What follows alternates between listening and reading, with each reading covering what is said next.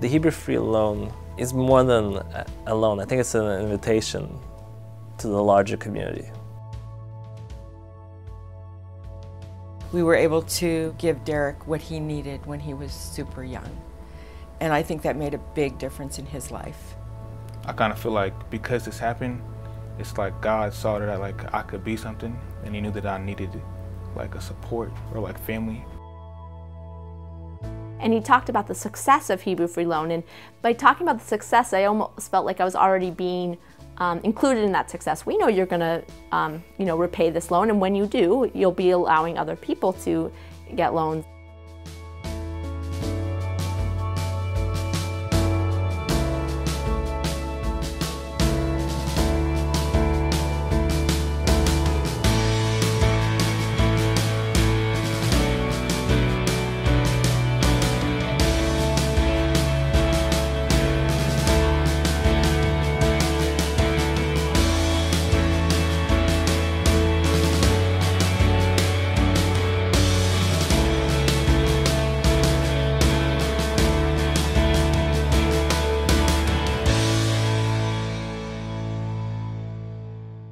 The work we do impacts not only the individuals who turn to us, but it impacts their families. We feel pretty good knowing that we're helping people who are going to go out and help other people.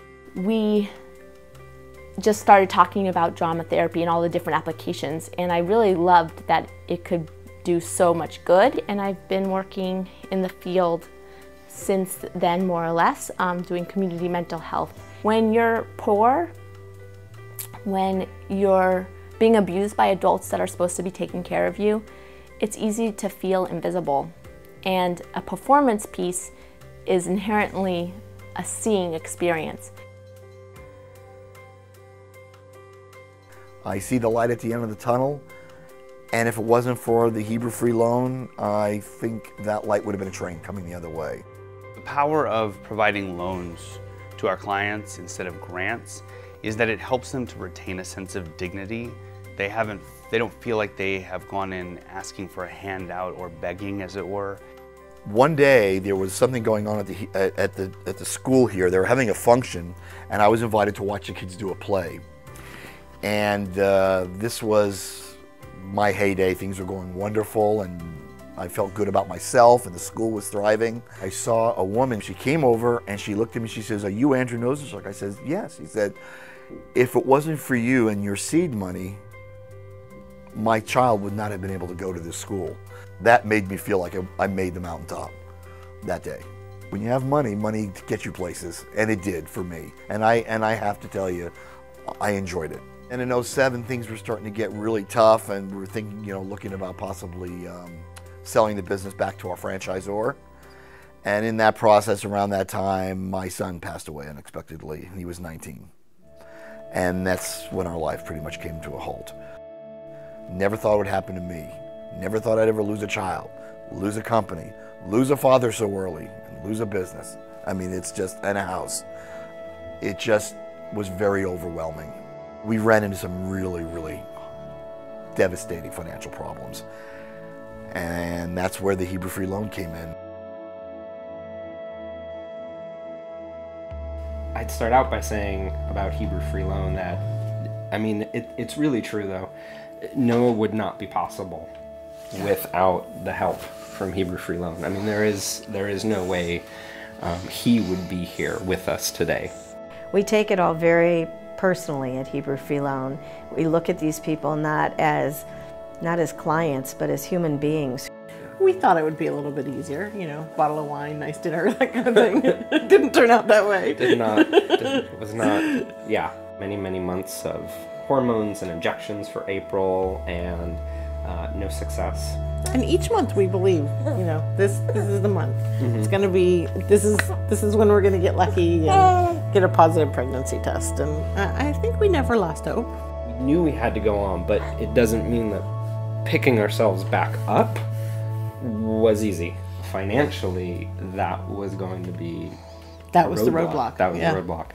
My brother introduced us to Hebrew Free Loan, let us know about it, and their staff was so supportive. so caring and so considerate. There was so much that was out of our hands that was, you know, we don't really know what's going to happen, and we can't control it to a very large extent. So for Hebrew Free Loan to say, regardless of all of that, we're going to help you. Yeah. So. It saved us emotionally and naturally financially. My wife and I had a very rough going.